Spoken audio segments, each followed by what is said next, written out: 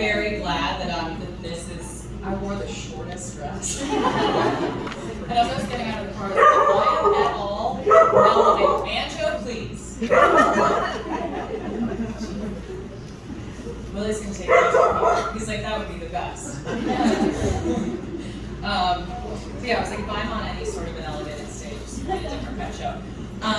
Thank you all so much for coming.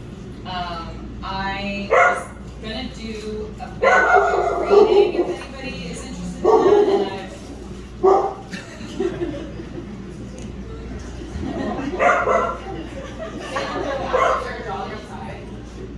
welcome to one of my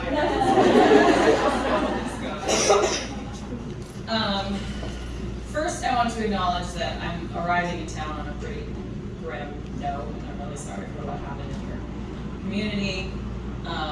It's always shocking when it happens in small communities, but it doesn't seem like that's really one of them anymore, unfortunately. But it was really, really sad to hear.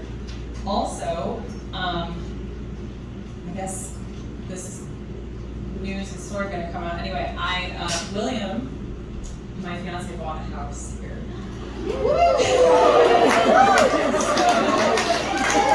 I will be hanging out in Bend a bit more than I have been. I refuse to say that I live in Bend. I live in Utah. But yeah, I mean, I love it here. It's obviously, well, it's a really special place.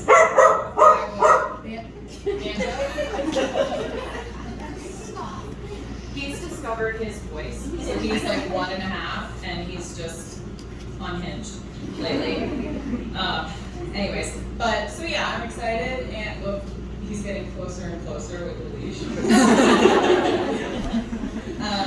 But yeah, I'm really excited to spend some more time here. I think it's a really cool place. Obviously, is Stephanie here? Is she here? What? Sorry. Okay, I'm just gonna call you out right away. So this is in the book Stella. This is the vet that saves Dagwood.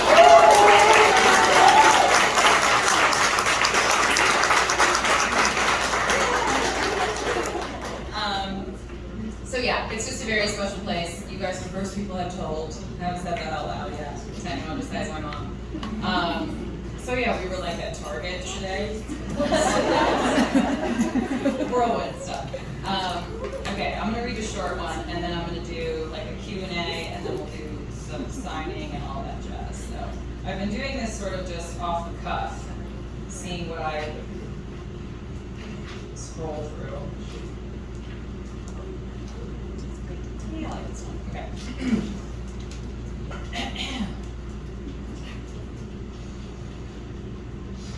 I wish I could tell you we spent months building the van out and meticulously planning our move into it. But the decision to live in the van full-time was almost as manic as the decision to buy it in the first place. By August 2016, we had begun referring to our apartment as the gear room, a place we'd swing by occasionally to unload one backpack and repack another. A place that felt more like a garage or a tool shed than anything else, except it was a tool shed that was costing us $850 a month. That is literally what I was paying for rent in Salt Lake City in a neighborhood that like $2,000 easy. Anyways, that's an aside. We had talked about living in the van hundreds of times, teetering on the edge of all the what ifs and unknowns. How would we store food? How would we keep 2 dogs alive in a van? How would we keep our jobs? Where would we get mail? Where would we shower? What would our parents say? And yet, without a single answer to any of those questions, we broke the lease on our apartment, packed a few backpacks, shoved some furniture and a box of kitchen supplies into a storage unit, dumped the rest off at Goodwill, and drove the van down to the city park around the corner from our apartment. Our old apartment, I corrected Neil with a smile. It was yet another reminder that most pivotal moments in our lives usually come without the pomp and circumstance we imagine. There was no parade, no one came to wave us off. We simply traded a set of 4 walls for a set of 4 wheels on a Tuesday afternoon in September, and the world spun on. In retrospect, I'm glad I didn't spend months researching the ins and outs of the decision we were about to make. I learned almost immediately that there were no shortcuts to living in a van. Figuring it out was the point. That's what made it different. The answer to most every question, most every dilemma was simple, and it was probably right in front of me. Over time, my brain had learned to obscure the obvious in favor of the complicated. So much stood to be unlearned. The first dilemma was my job. I was still employed full-time, so one of the first orders of business would be to inform the Human Resources Department that I no longer had an address and would occasionally be sleeping in the parking lot. As one might imagine, the head of employee relations sat across from me in a gray suit jacket, dumbfounded. I confidently laid out the terms of my new arrangements while hiding my shaking hands on my lap beneath the table. I would need to continue working remotely for half the week. I would need to be moved from a cubicle to my own private office so I could bring my dogs to work without disturbing anyone. I would need to keep a small supply of toiletries in the downstairs bathroom. I would need building security to be made aware that they might see me wandering the parking lot in my pajamas. My hands had stopped shaking by the time I finished, believing it wasn't all as crazy as it sounded when I had rehearsed it in my head, but I was met with the exact same dumbfounded face. She held a finger up, rose silently, and left the room, returning several minutes later with my boss, a native San Franciscan who split his time between Utah and California. His reaction was less dumbfounded and more amused. To my surprise, he agreed to all the terms under the sole condition that my work ethic didn't suffer. "We'll give it a trial period," he said with a wink, before casually walking back out the door. "I suppose I'll have IT start setting up one of the empty offices downstairs," the still bewildered woman said. My 9-to-5 job was practically a comedic contrast to the other parts of my life. I started out as an account manager, but graduated to technical writer when the CEO found out I had a BA in writing and rhetoric and shouted, "You're the new technical writer," across the bar at happy hour. This software company is still in business. It was a bizarre little software company, founded and still operated by an aging millionaire with a name like something from The Great Gatsby. People were constantly being hired and fired, and sometimes rehired and then refired. The account managers were always chasing down the project managers, who had to chase down the sales team, who were probably loitering in the employee kitchen. It was a tumultuous, unpredictable place to work, but people stuck around for as long as they could possibly bear because of the rousing happy hours, the free daily catered lunch, and the positively nonchalant nature of the office itself. Employees came and went as they pleased, took 6 weeks of vacation per year, worked from home without asking. I shouldn't have been as surprised as I was when they agreed to let me live in a van and shower in their men's room. I was very surprised, however, that they allowed me to bring Bucket and Dagwood with me each day. At approximately 7:30 a.m., we would come bursting through the office doors, me and 2 half-snow-covered hounds at my heel. I'd point my finger and pluck them towards the stairs, and sometimes they would listen, but most times they'd round the corner and head for the desk of the woman who stole bits of chicken from the kitchen for them. Often, I'd be hauling a frozen 5-gallon water jug that I would thaw in front of my space heater throughout the day in order to have drinking water for the upcoming night. At first glance, one might think I had broken into place, but each day I ushered my little circus down the stairs and around the corner into my very own office. My coworkers were pretty divided on the topic of my presence in general. Most of the IT department were nervous around the dogs, and with its being a largely Mormon-run company, I can't say too many folks were comfortable with me showering in the basement either. Even beyond the whole nudity aspect, there was something understandably uncomfortable about making eye contact with a coworker with wet hair and a toothbrush hanging from your mouth. On the other hand, a lot of folks got a kick out of it all, gathering around my office door to ask what exciting adventures the old orange van had gotten into that weekend. I attempted to keep a low profile, but low profiles were never my strong suit. Eventually, I grew to simply embrace the comedic aspect of it all. I was the company-appointed court jester. One morning, a gentleman from the sales team asked to take a peek inside Bertha. He was fascinated with how I was living in this thing. So I gave him the shockingly short tour. Here is the bed, and here is the couch, and here are some drawers and a cooler. I explained that we didn't quite live in the van so much as we lived out of the van. The kitchen was nothing more than a Pullman stove, a foldable table, plastic bins for food, and a few pots and pans. We were essentially camping every day of our lives. A string of old Christmas lights taped around the inside circumference was the easiest thing we could come up with for lighting. They They were powered by a slightly damaged solar panel on the roof that Neil found in local classified ads. In many of the newer vans like the Sprinter, tall walls, decent headspace, and lack of windows made for an easy install of insulation. But trying to live inside a 1990 Ford with a body that is 50% glass windows made attempts at insulation futile. I left Home Depot one day after work with 2 rolls of silver Reflectix under each arm and spent the afternoon right there in the parking lot, cutting it to fit the shape of each window. As the autumn sun dipped lower, I would take breaks to blow warm breath onto my fingertips, battling the sheets of glorified bubble wrap. It's a cough drop. Sorry, guys. How dare you? Oh, sorry. Even I heard it.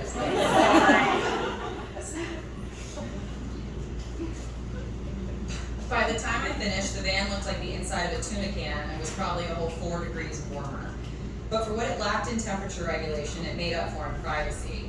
With the windshield cover-up, the van was almost completely blacked out. Passers-by might never even suspect anyone was in there. That hope proved false a few weeks later when a large fist rapped on our driver's side window at 3 o'clock in the morning. "You got a boot on," a man's voice shouted over Buckets and Dagwood's frenzied barking. Half asleep and completely disoriented, Neil shouted back, "What?" "You've got a boot," another voice yelled through the passenger window. It appeared we were surrounded. Neil clambered shirtless up to the front seat as I searched frantically in the dark for my headlamp. I calmed the dogs and slid the side door open where I was met with the flashing lights of a purple tow truck in the vacant parking lot we had settled on sleeping in that night. It took me a solid minute or so to realize that they had put the boot on our van. They knew we were asleep inside, and instead of simply waking us up and telling us to leave, they slapped a boot on our tire and were now demanding $80 in cash to take it off. "What the fuck?" I shouted at one of the men, who had to be at least 6 feet tall and 400 pounds. "Can't park here," he mumbled before rocketing a wad of dip spit onto the pavement. "There's no signs anywhere that say that," I protested. That's when the other portly gentleman rounded the back corner of the van with Neil behind him and casually mentioned, "There's a little sign down on the first level of the parking garage at one of the entrances on 3rd West. Neil and I stared blankly at him, then at each other, and then back at him. "There's one sign? There's one fucking sign?" I still feel the heat, I feel the anger. It's not fair. Bucket and Dagwood howled from inside the van. "Mm-hmm," mumbled the first guy. "Can't park here." "Yeah, I heard you the first time, asshole," I snarled. The other man offered to give Neil a ride to an ATM to retrieve the cash we were being forced to hand over. He climbed barefoot into the passenger seat of the neon tow truck and headed off toward the nearest bank. I can only imagine what small talk they made on the way. I stayed behind, leaning up against the van with arms crossed, staring down the big fella as he packed a fresh lip. He smirked at me, and in retrospect, I have to imagine that being called an asshole by a woman in a parking lot wearing pajamas is a pretty mild encounter for someone in his line of work. A short while later, Neil returned with the $80. With a click and a snap, the boot was removed, and we were free to roll on in search of a new place to post up until sunrise. Since I was still spending half the week at my office, finding places to stealth camp around Salt Lake City was more a part of my routine than cliffside campsites and desert horizons. The parking lot outside my office building proved quite the late-night stomping ground for dumpster divers and the occasional exchange of services that usually take place exclusively under streetlights. We had an extensive local community of friends, but most of them were dirtbags like us. They could hardly afford the apartments they were crammed into, let alone the kind of place that had a flat driveway for me to park in. Hi, Bertie. Neil was still away at work several days a week, so the task of hiding throughout the city was often mine and mine alone. I resorted to a rotating cycle of suburban streets. My favorite was just down the hill from our best friend's place, in front of a small apartment complex, beneath a streetlight that was dimmer than most. It was dark and flat and quiet, and with all those apartments there, I figured neighbors would just assume I was visiting some other neighbor. Another favorite of mine was outside of a daycare, which in retrospect is tremendously creepy. In my defense, it was always pitch black after hours, and I tried to be awake and out of there before any children arrived. No matter where I was parked, nothing made me feel more criminal than holding my breath inside a van children pass by outside unaware. One morning on his off shift, Neil slid the van door open on a side street near the dog park in nothing but boxers, just in time to make eye contact with a mother and her young son passing by on the sidewalk. Needless to say, we never slept over there again. But despite the few mishaps with tow trucks and terrified parents, I had become pretty good at city camping. I'd dip into gas stations or grocery stores, use the bathroom to brush my teeth or splash water on my face, then slink back out to the van and stumble over the dogs as I slipped into my long johns in a combined floor space the size of a refrigerator. Once ready for bed, I'd drive over to the spot of my choosing, shut the engine off, put the windshield cover up, and immediately climb under the covers. If I planned to sleep in front of a stranger's house, I couldn't be cracking the doors open, turning all the lights on. I say all the lights, like my single string license. I think about new, updated Bertha, and I'm like, all the lights. Turning on all the lights and brushing my teeth outside their dining room window. I had to look like every other parked car on the street, except oranger. I suppose it was hilariously futile to think I was blending in at all in a massive orange van with 33-inch tires and a homemade shower, roof box, bike rack, and solar panels strapped to it. Parked between Toyota Camrys and Volkswagen Jettas, I looked like something out of a Mad Max movie. In some ways, I thought it might play to my favor that Bertha looked more like an adventure mobile as opposed to a kidnap your child mobile. But even if folks thought I was some cool rock climber, they still didn't want me camping on their front lawn. It all felt a bit like being on the run. From what, I wasn't quite certain. Despite the fact that I was so proud of this funny little home we'd made, it still felt like a secret that begged to be kept. Don't let them see the lights on. Don't let them hear. Don't let them catch us. My life in the desert on the weekends was freedom. It was walking naked through the sand and sleeping with all the doors wide open and showering with handfuls of muddy river water that didn't belong to anyone in particular. But my life in the city was like a grown-up game of hide and seek, constantly concealing, constantly tiptoeing, constantly giggling at the terrifying and thrilling notion of being found. In this game, I came to understand the nuances of what was illegal and what was just socially unacceptable. For example, it isn't illegal to cook grilled cheese sandwiches on a camp stove in a supermarket parking lot, but people will stare at you as though it is. It isn't illegal to use the shower on the roof of your van to wash your armpits at a public park in the middle of the day, but people will relocate their family picnics pretty quickly. It isn't illegal to dump plastic Gatorade bottles filled with a night's worth of urine into a toilet at a gas station, but it's probably best to not get caught carrying it in there in the first place. Yes, most of the time people couldn't quite put their finger on what exactly it was that I was doing wrong. Even the occasional law enforcement officer struggled to scold me. "I'd give you a ticket," a security guard once said, "but I don't even know what I'd write on it." And yet, where the law fell short, societal implications held strong. There seemed to be a broad understanding that I was failing to comply with the guidelines of a civilized world.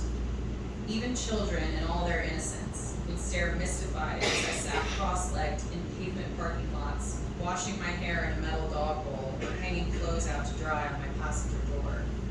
I was breaking the rules we all learned before we even realized we were learning them.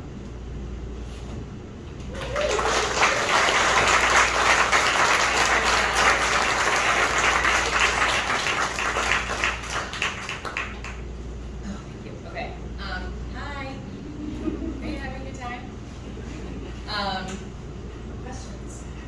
Anything. Maybe not anything, but don't be shy. Yeah. Any stories that you cut out that you're willing to share? This is such a good question. Someone asked me the same thing in my my past three events. The questions are getting. There were a few things about, like, I think when I realized I was like, okay, I'm actually writing like a memoir. Like, I refused to kind of call it that because it felt weird for a while. And I sort of was like, okay, so I'll start, cold January evening, I was born. And then you sort of realize that there's just a lot of stuff that might have been interesting, but I tried to lean towards, like, there were a lot of things that happened in my childhood that I didn't mention, because I don't think that everything, like I tried to keep things, the stories that I told in the book were things that shaped the trajectory of my life, I guess. Like I could have gone on like a one-off and told some crazy story. I also tried, I mean, the most difficult thing is like trying not to tell other people's stories, which inherently when you write any sort of nonfiction book, you're pulling other people into it. And so yeah, that was definitely challenging. There's a few stories that I'm going to tell because here's another surprise. I am actively writing a second book. I'm waiting for to like the final like inked pen contract to be able to like announce it, but it's happening. So it's kind of fun because I get to like revisit some of those and like maybe that did have a little bit more to do with it than I thought. So, but yeah, I just try to focus on like I don't need to tell every single little thing. I just need to make sure that like ask myself why I'm choosing to tell the story that I'm telling, and why I'm including it in the book, especially if it has to do with someone else, my ex, my dad, my mom. I like to say this at every one of my events because I think it surprises people. My mom has not read my book. She read the first few chapters and was like,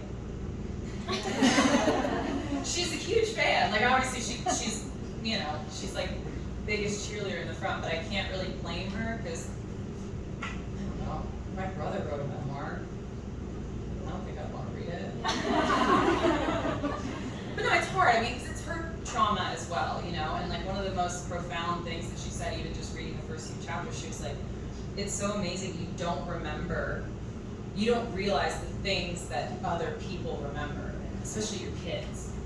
She's like, yes, exactly. Like sort of like hearing the nitty-gritty details of something and being like, not only was that horrifying for me, but now let me read about how it traumatized my child. Yeah. So yeah, I've had to respect those boundaries. It's also, I think maybe she thinks it's better than it is now too, so we'll just not read it anymore. Yeah. Do you find it more healing or hurtful when you tell things that are hard to do? Brianna, can you repeat the question Yes. too? Yes. Do I find it more healing or hurtful to retell these stories? I thought it was going to genuinely kill me when I was writing it, especially because I started writing this book long before Dagwood's accident, long before I had ever come careening into Bend, long before I got divorced. When I started writing this book, I was like, you know, sunshine and rainbows all the time. And he's like so convinced that someone at a counter has something for me. Oh, then yeah, you're in for it now. He's not really. And yeah, so it was kind of like getting it out was shitty. It wasn't that great. There were a lot of times where I had to step away from it for like months at a time. And because yeah, I knew like I mean even my friends, I'd be like, I can't talk to you for a while because I'm going to go into an extremely dark place. And then something sort of interesting happens where I mean I've read this book probably like 42 times, just because you have to. And it starts to feel more like distant from you, and I think that was helpful. And then another thing that's been helpful too, or healing, I should say, about the process is I felt really like hurt and alone when I was writing it, but then coming and seeing all of these people and talking to people who were like, oh no, I felt the same way about my dad. I'm like, oh thank God. Okay, because I've been super stressed for like 6 years. But so yeah, that's kind of been the more healing aspect of it. But ultimately, it always just sort of felt like something I needed to get out, like something I just like needed to do. And yeah, I'm despite everything, I'm really glad that I did. It is interesting though, when I had to record the audiobook, that was a nightmare. That was an absolute, first of all, because I've never listened to it, like not even like a sentence. I refuse. I hate the sound of my own voice. I apologize for anyone who had to listen to it. Okay, that's fair.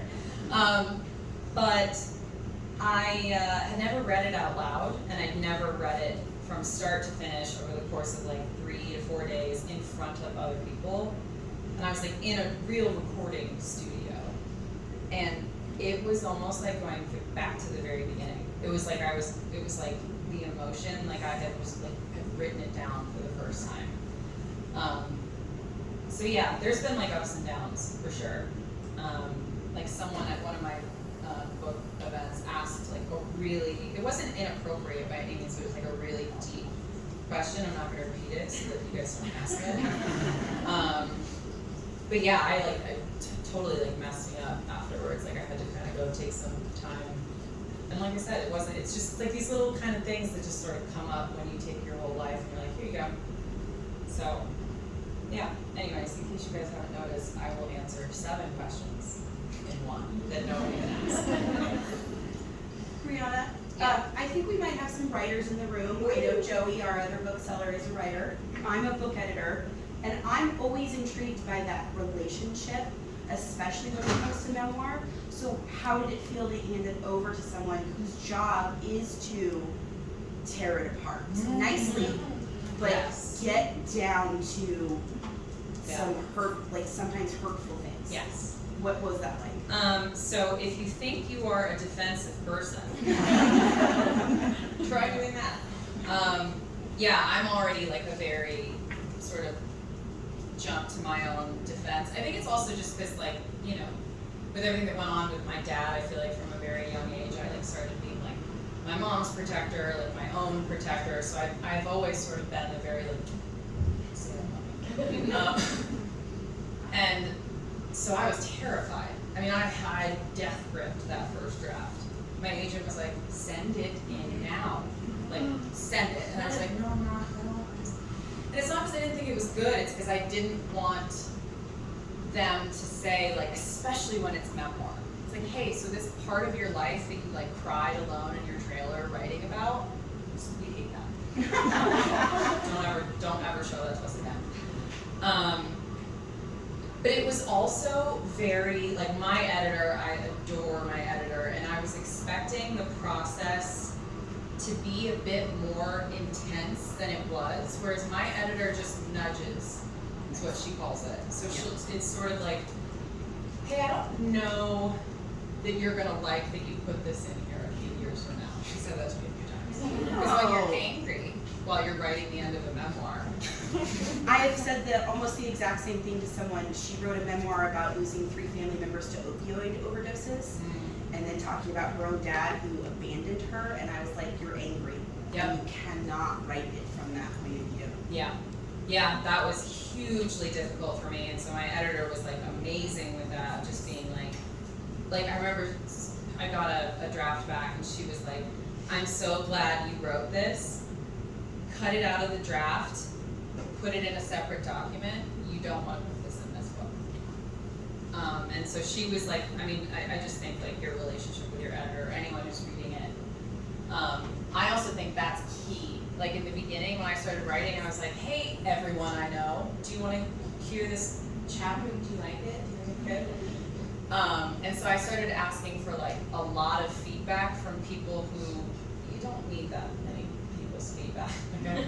I actually called my mom and would start reading chapters to her about her, expecting that she was gonna be like, I love that, it's so great. Like, first of all, that didn't happen. I was 31, not 32. Like all of these things, so I was like, okay, I have to just sort of like keep in mind that like there is an appropriate medium for someone to dive into this in a way that I can remind myself this is not supposed to be like hurtful or, you know, and also, I mean, even like people handled me with kid gloves on this, especially, God, those poor people in that recording studio. So for anyone who listened to my audiobook, I tear up, I think, a little, at least I did when I recorded it. Really? Oh, sorry. I did too. But the worst part is getting through a sentence that is difficult, and you know your voice cracks, and I mean, not to they love that, right? They don't want it to be flat nothingness, especially when it's you reading your own memoir. But if you cry too much, they're like, that was so good. Could you just do it again, but cry just a little bit? Which is so uncomfortable for everybody. So there's a lot of lines even that I'm like, I probably sound like I didn't care about that at all, because I had read it like 7 times already. So yeah, it's definitely like people were very, when you're writing memoir, especially something that's like really, you know, when you're writing for people who are still alive, that's the other crazy thing. Like I always think like The Glass Castle is like one of my favorite, I mean everybody knows that book, and I had these horrible thoughts. I was like, man, this would have been a lot easier if I just like waited 30 years. Like, my mom's not gonna care what I say. But yeah, I think that having a really good relationship with your editor and just sort of like being able to remove yourself from it a little bit, and I think even as you write more and more drafts, you do start to, you're able to step back from it. And I think Liz Gilbert said one of my favorite things about any sort of memoir book, any piece of art really, I guess it would apply, is that when you finish something and you send it out into the world, it does not belong to you anymore, in the sense that you could read this and take a message from it that maybe I never even considered, that maybe it wasn't, you know, even on my mind, but you read a story and felt that it read. So it's just like, you can't hold so rigidly to like, no, this is how I'm going to tell the story, because people are going to interpret it a different way anyway. So yeah, that was great. My editor's the best. We love her. She's younger than me. So smart. Yeah.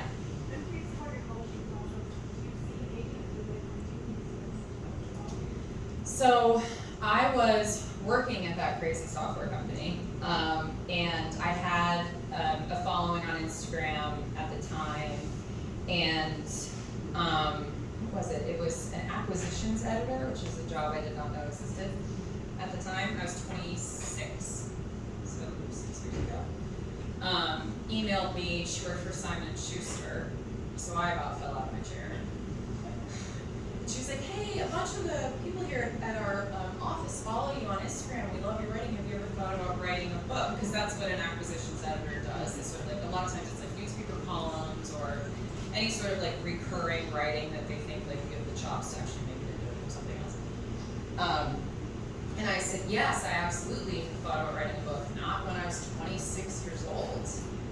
And she was like, oh, well, you know, I would just, you know, I'm a huge fan and I would love to like help you like get started. And so I was like, does this mean that do I have a book deal with Simon & Schuster? Not even one.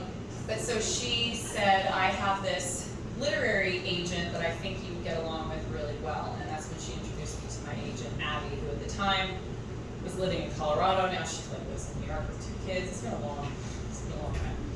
But we signed on together, and my agent basically is just like a 1-sheet contract that says like, we want, this is the book you want to write, I'm stoked on it, I hope to help you sell it, if you ever write it, here we go.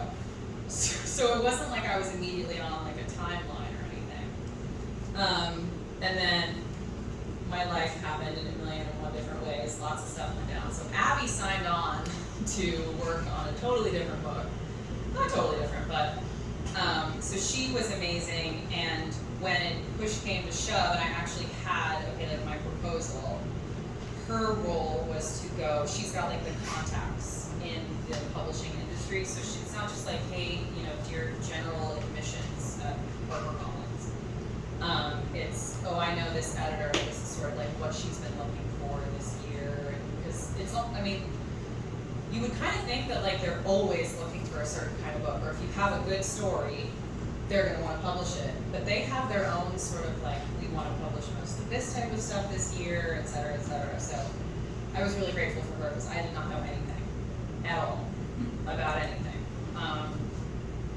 So yeah, and then I was actually turned down. I wear this so proudly. I was turned down by 14 different publishing companies, and I was really afraid right from the get-go that I was never going to feel like my book was just good on its own.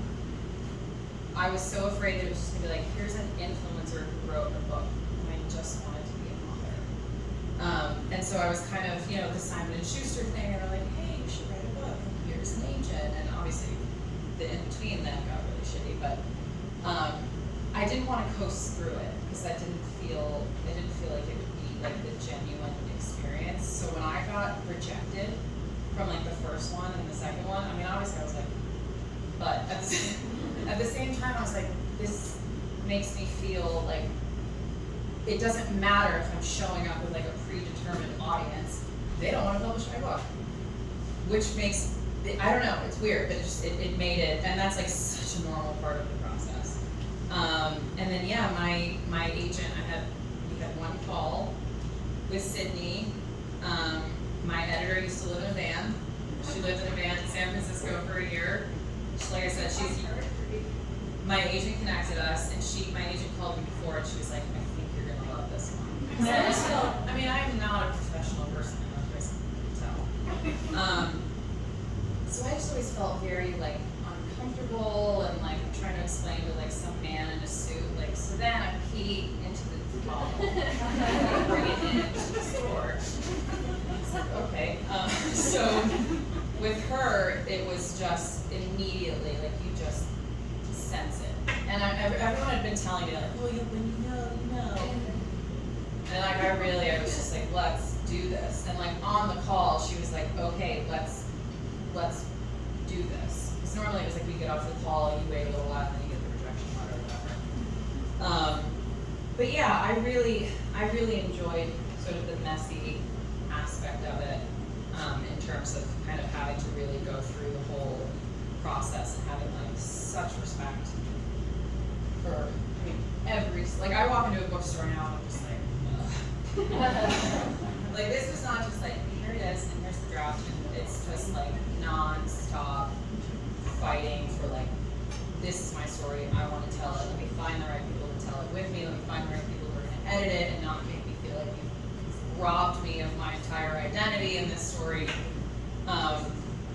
So yeah, I'm very grateful for the team that I have at Roundabout.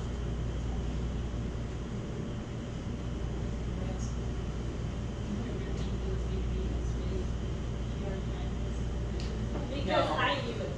Did you? Well, I met you back. Did way you? Back in surgery. Last fall. I don't know if you remember. I was like, I knew this patient.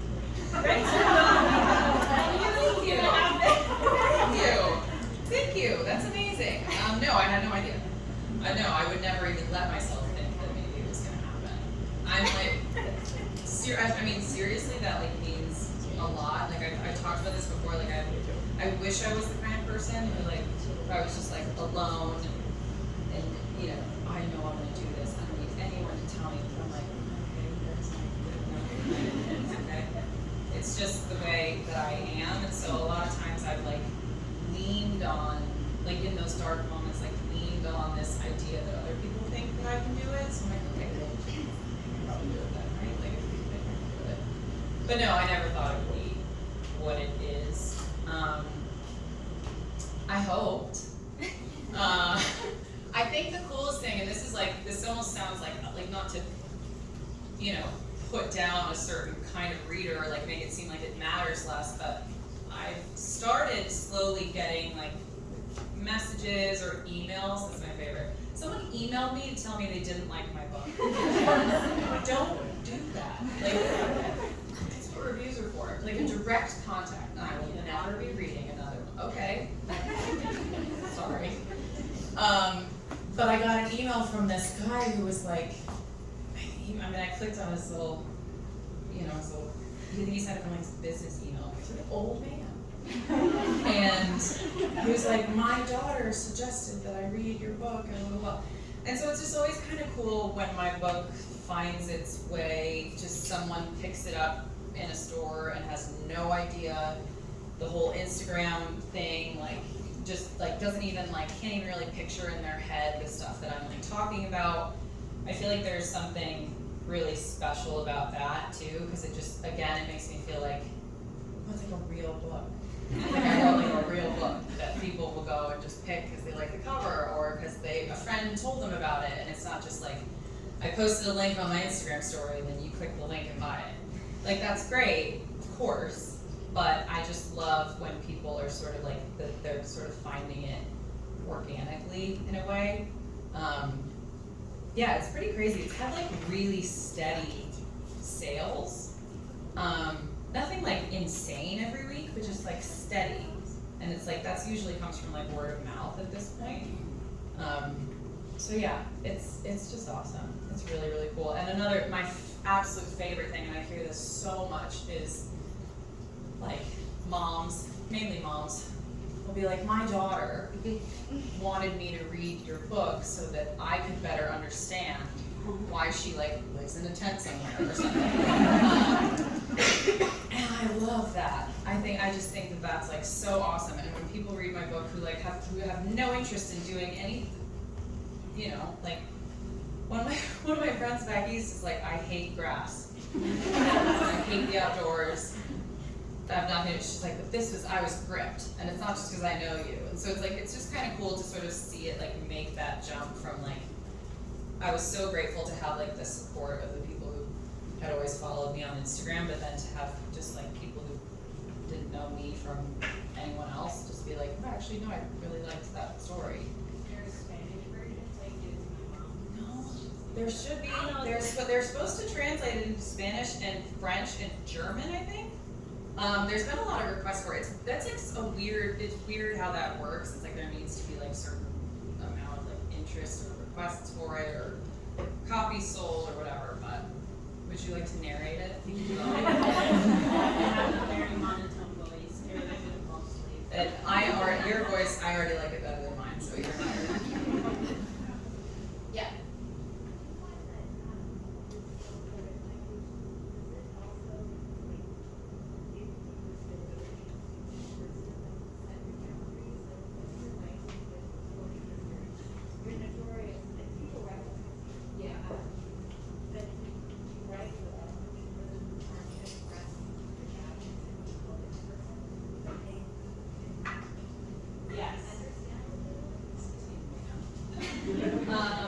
Yeah, it's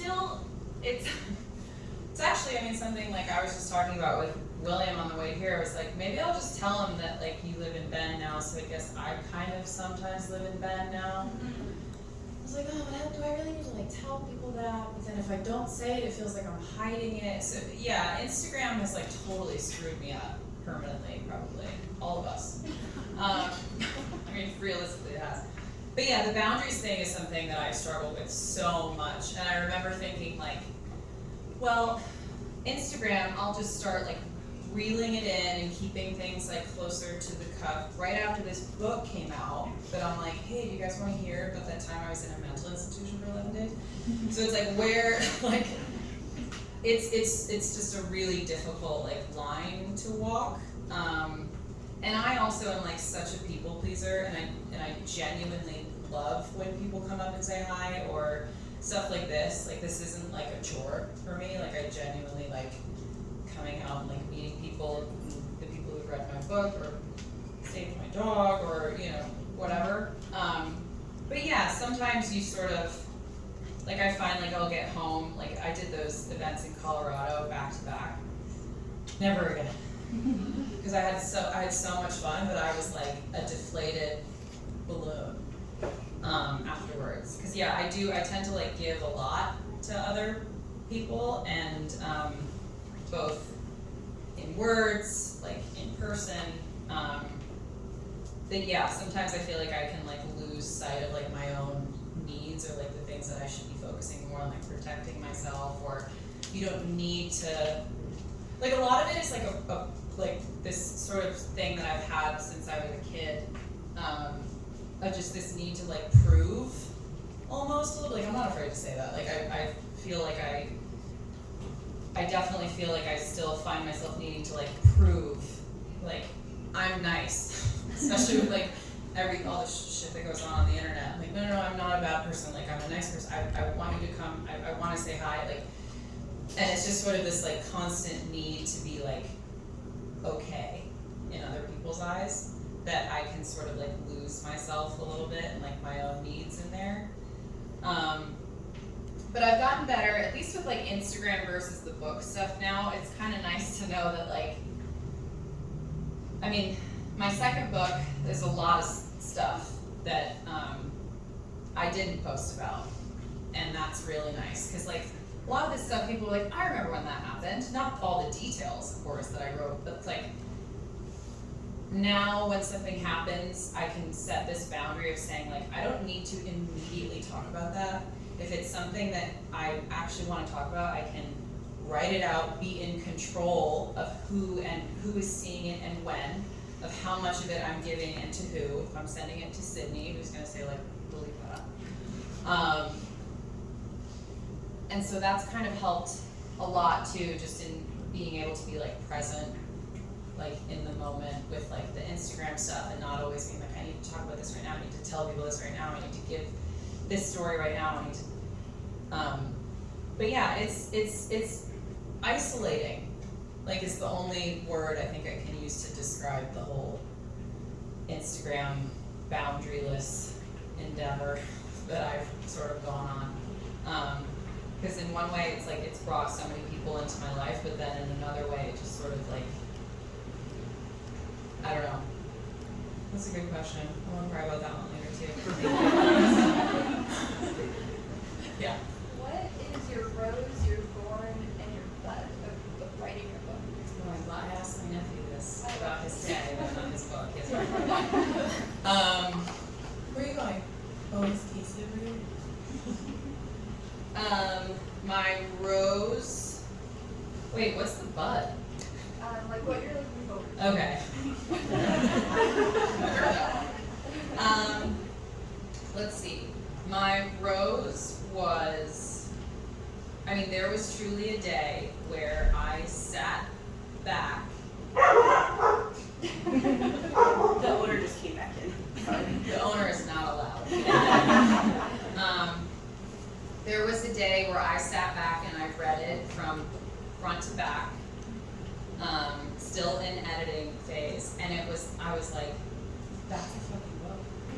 It has like a beginning and middle and end. It's like a whole book. He wrote a whole book, and I think I actually like slammed my little paper manuscript shut and just started like screaming, "You wrote a book!"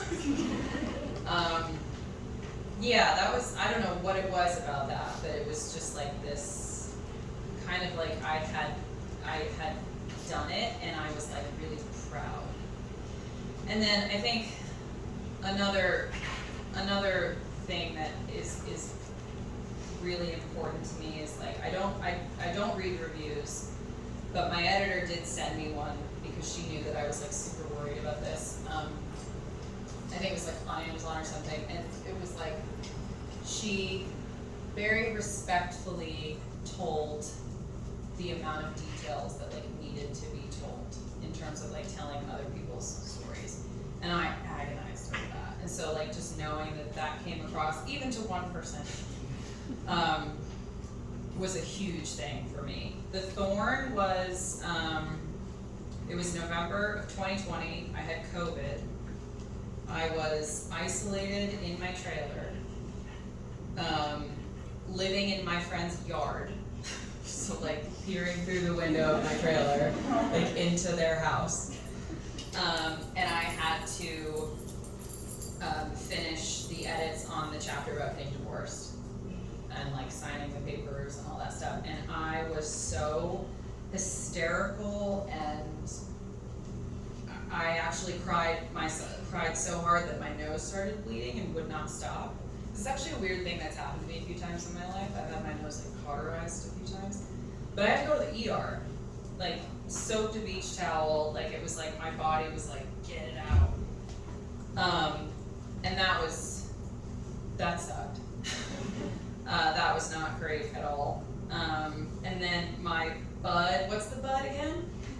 You're looking forward to, or has been emerging, or I am looking forward to reading my book again, like 10 years from now. And I think I'm gonna be really, really, really proud, because I was pissed. Like, there were a lot of things, like, when I read the end of this book, I'm like, I was really angry about a lot of things. There were a lot of things that I like hadn't really like processed, but I was able to sort of keep that thought in mind of like, one day you're going to read this again, like 20 years from now, and be like, oh, you silly, silly little girl.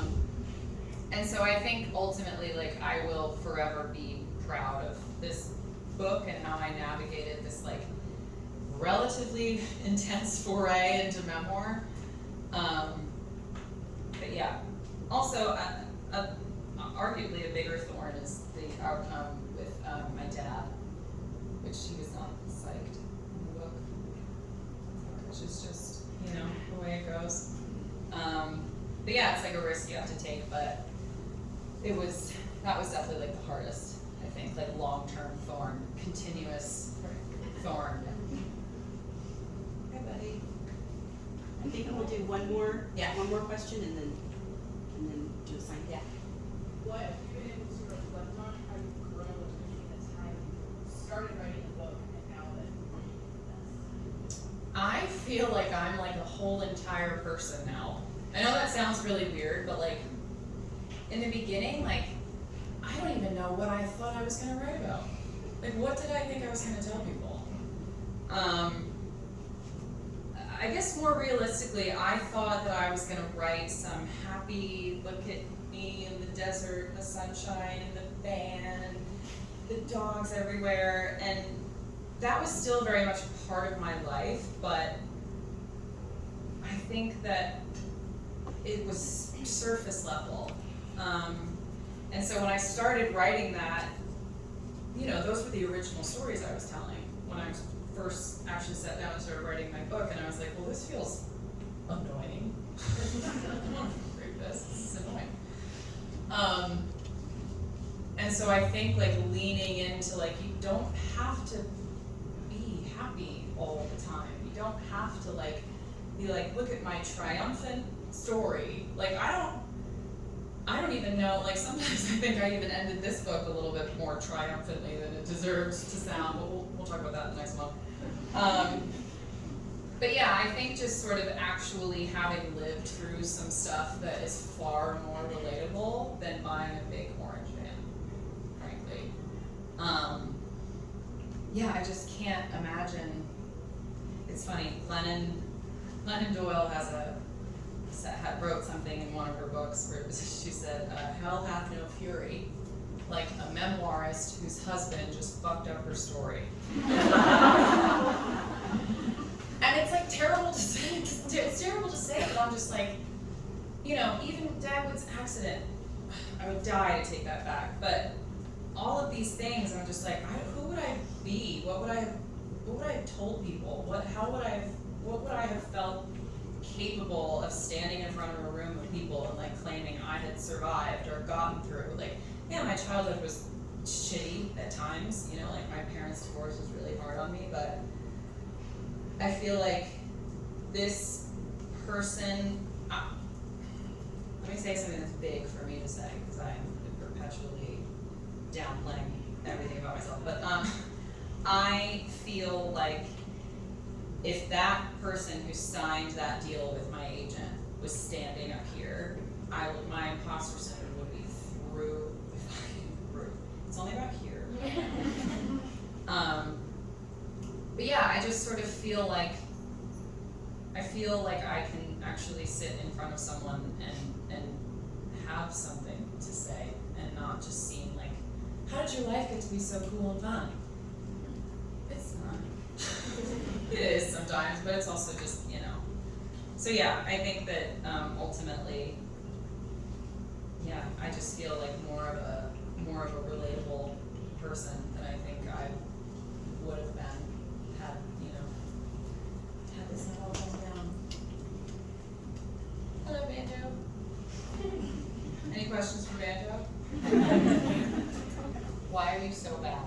I think he can hear the Washington, like he can hear the dishes through the hallway and squeeze the food. Looks like he's never been fed. Thank you guys.